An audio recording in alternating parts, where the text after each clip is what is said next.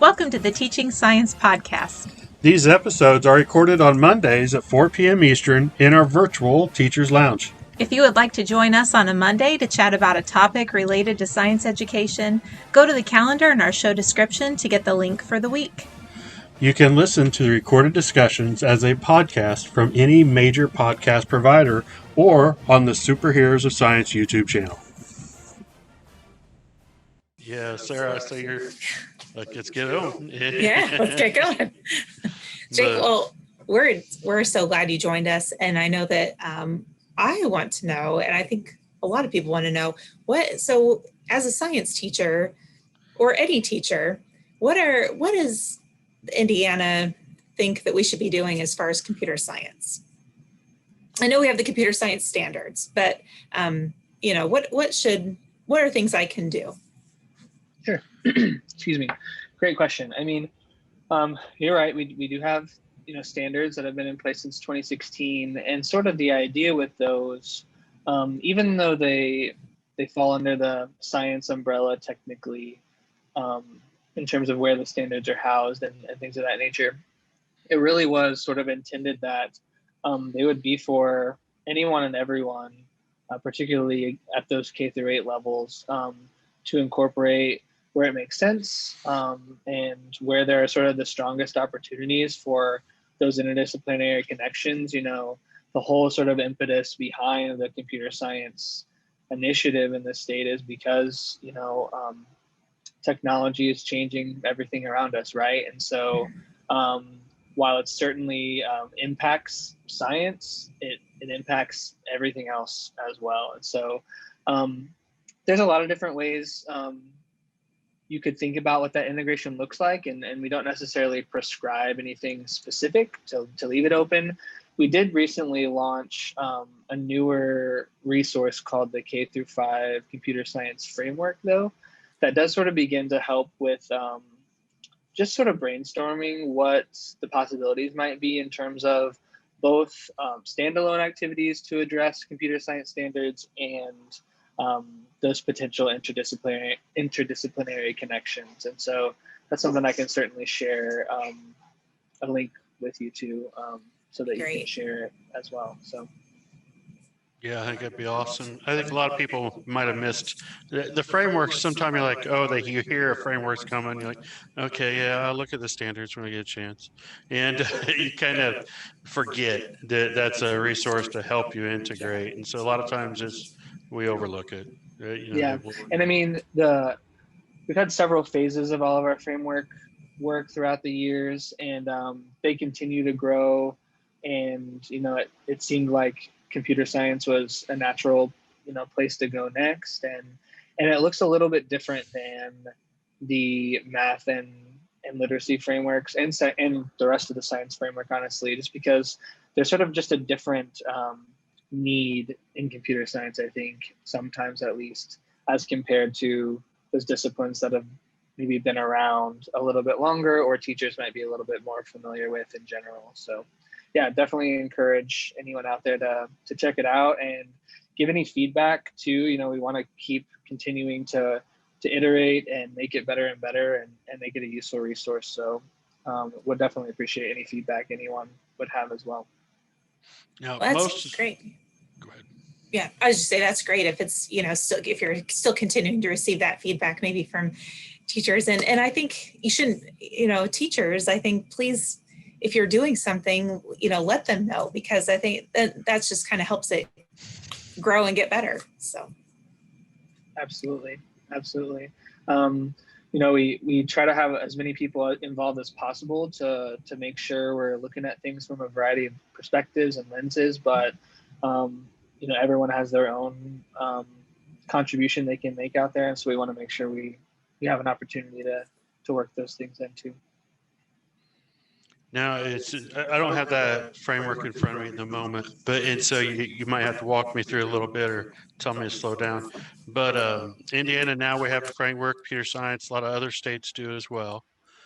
And so realistically, from a Department of Education, what do you expect from, let's say, my primary elementary student teacher? What do you expect from them, and where do you think that they're going to integrate this the easiest for them to be able to actually do it and get to it? 'Cause, I mean, let's face it, a lot of times we don't even get to science. And so then it's like, oh, I don't have time to get to science. Now you're telling me to computer science. And so realistically, where do you think the best suggestions and advice you give the primary elementary?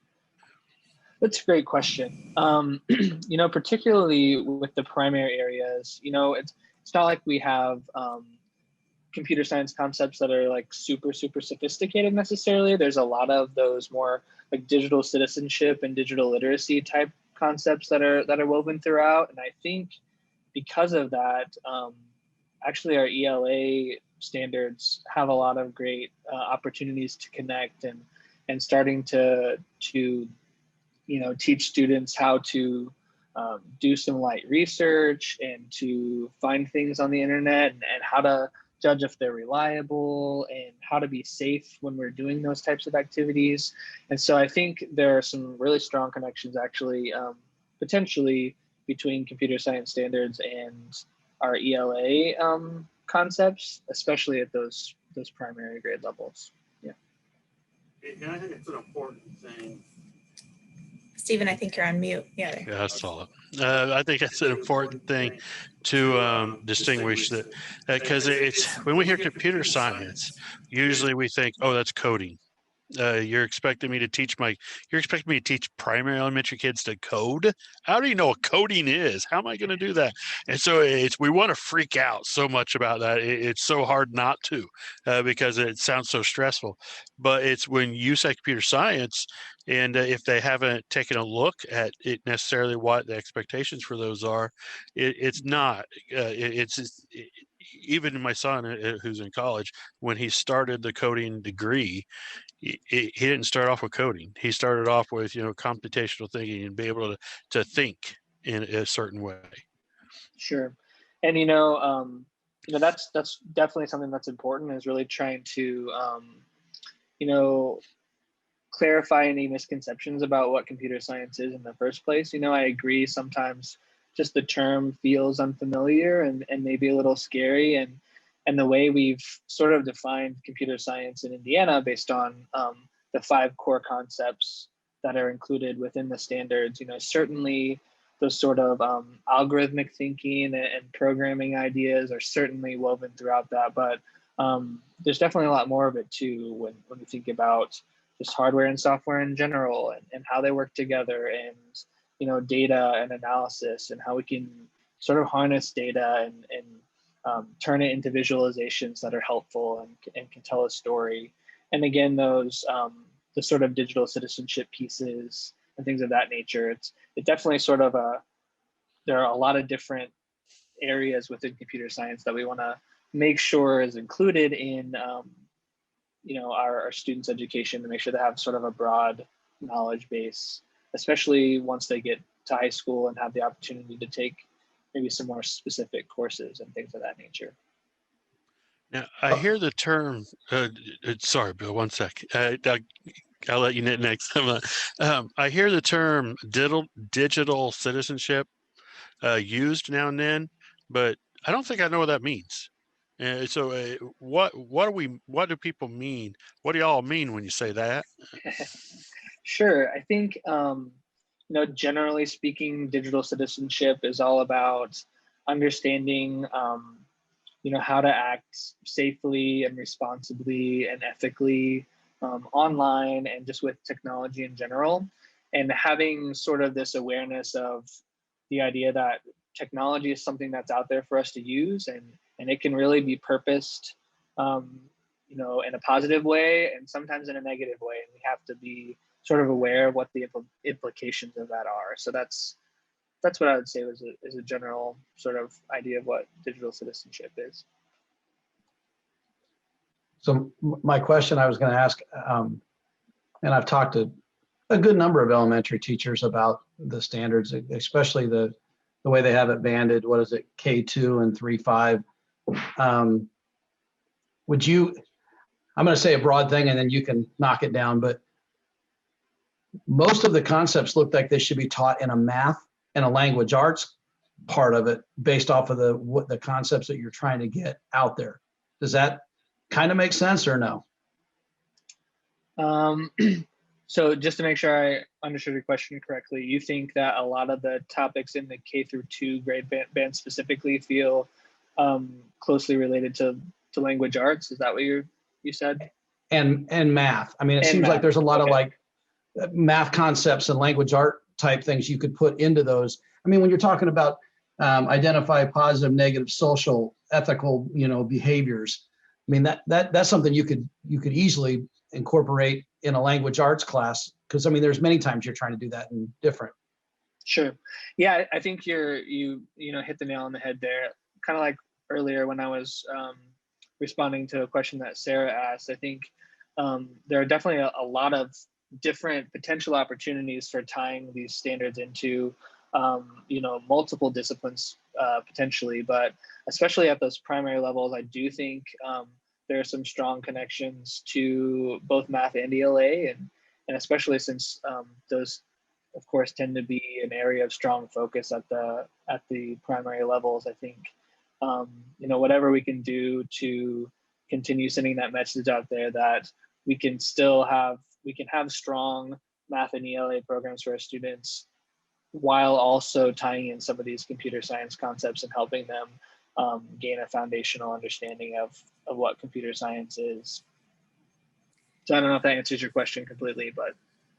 I mean, it did. I mean, every time when we talk about it, and then they're, originally they were like, oh, I got to incorporate this into my science that I do. And then they started looking at the standards and are like, well, this doesn't match necessarily with my science, but man, it fits great with my math and language arts. I can do it in that and incorporate it really nice. And I kept, well, then do it there.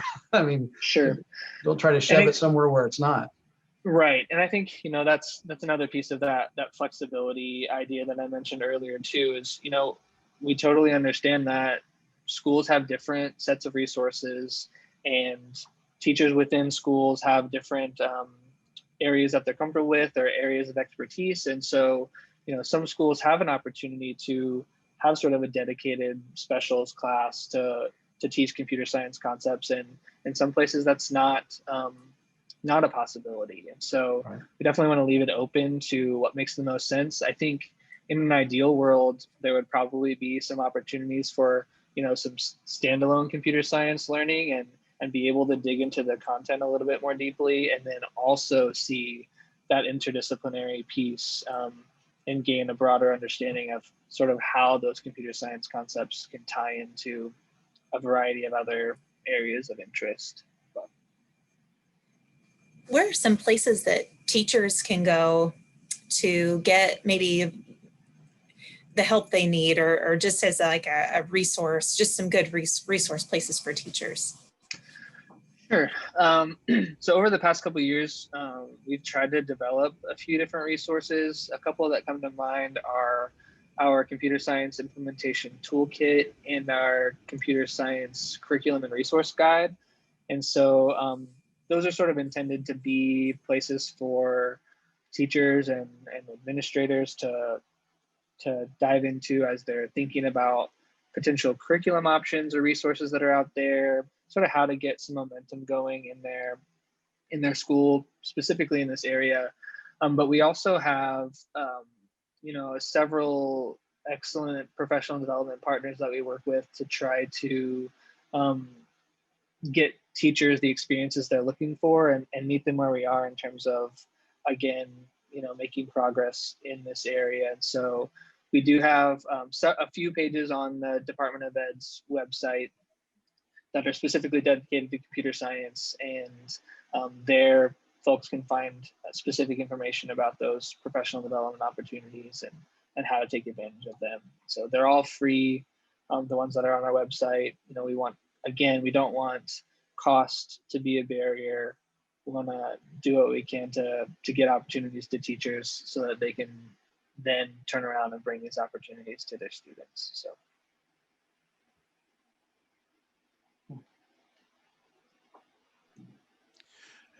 Amy, I'm guessing if you had a question, you would have asked, but I wanted to make sure that you got a chance to ask one as a kindergarten teacher.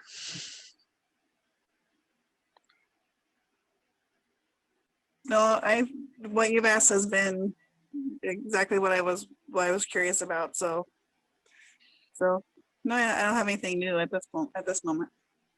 All right. I was just afraid I didn't hear you pipe up. Sometimes I don't hear it all in my. I hear myself echo through here, but I don't hear everybody else. The echo comes and goes. Maybe it's the voice, as Bill was talking about.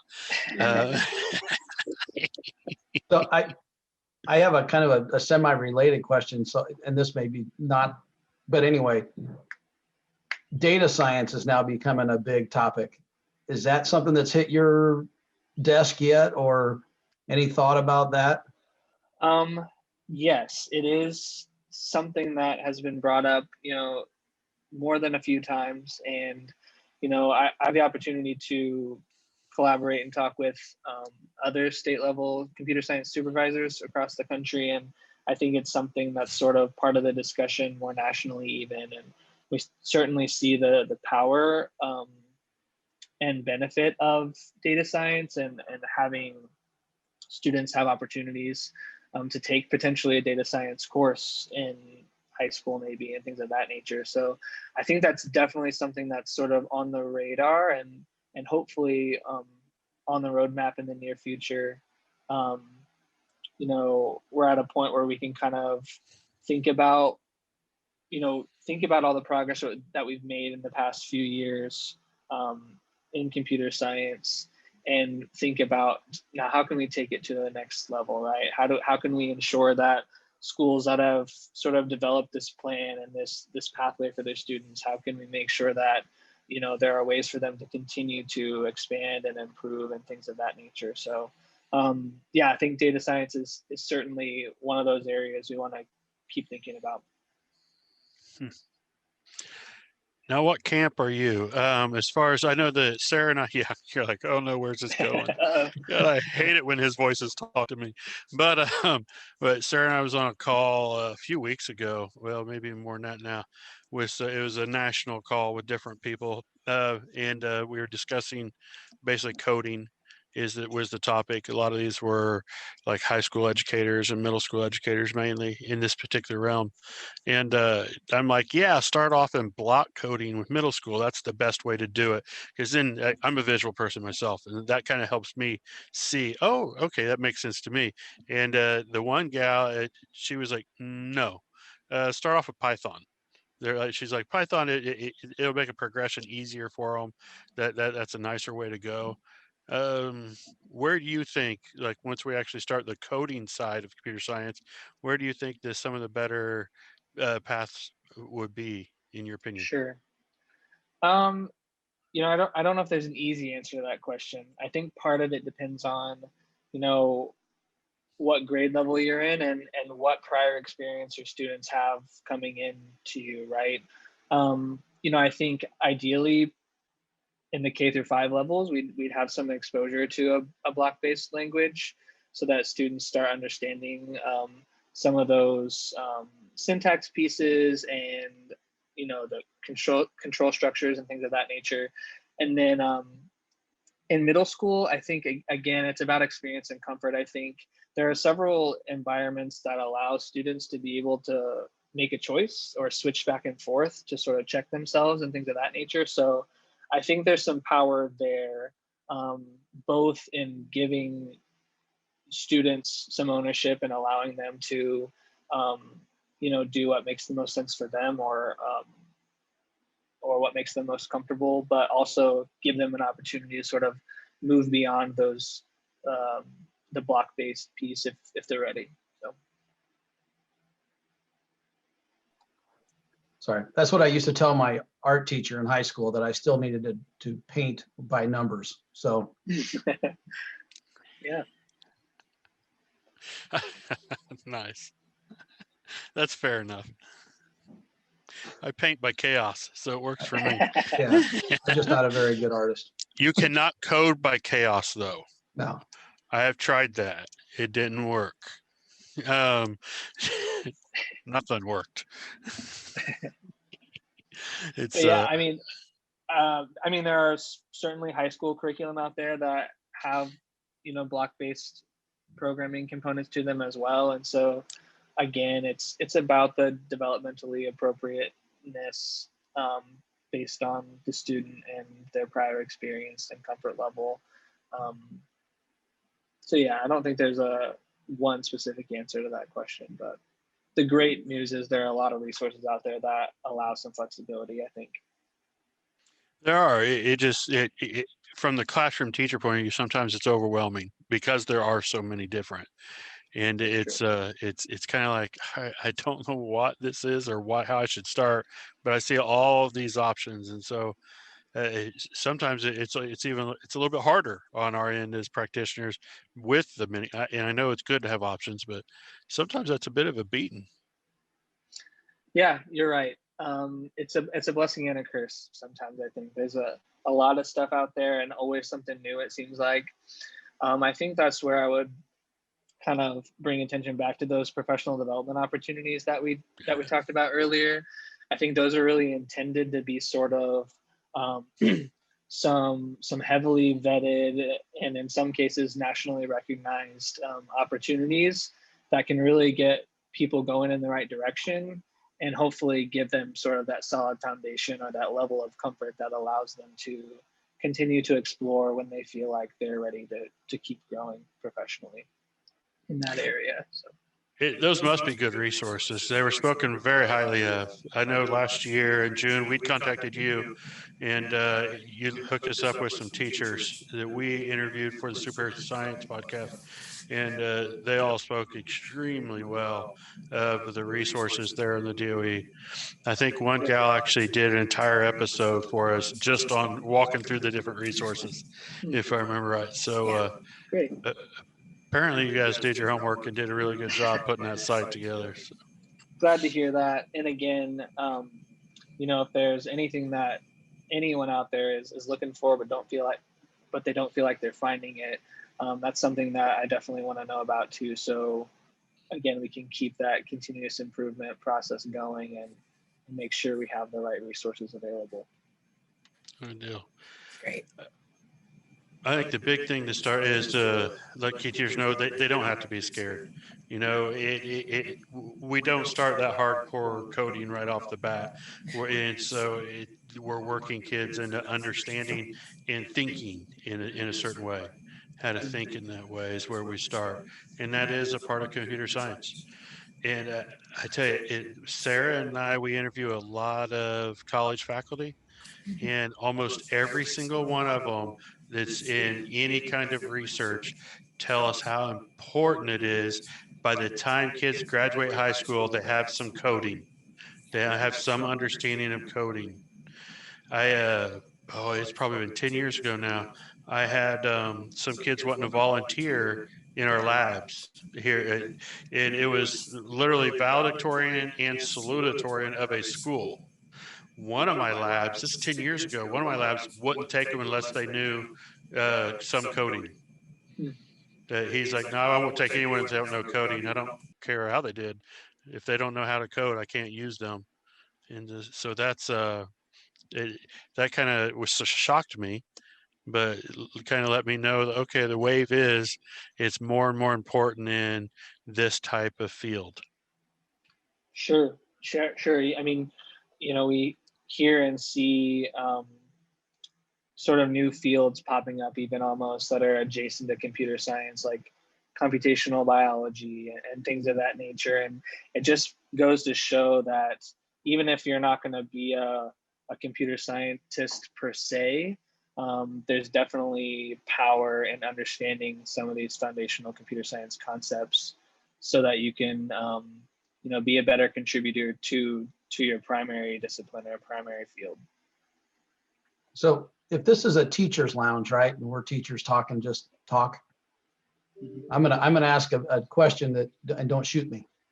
So at what point are there going to be standardized tests dealing with computer? Steve almost spit his water out. for computer science standards. And I'm just more of kind of like, is that something down the line? Is that part of things that are going to happen? Well, I mean, so because computer science is under that science umbrella in the K through 8 space, the computer science standards are part of the grades 4 and 6 I-Learn science assessments currently. And I know we've only really had one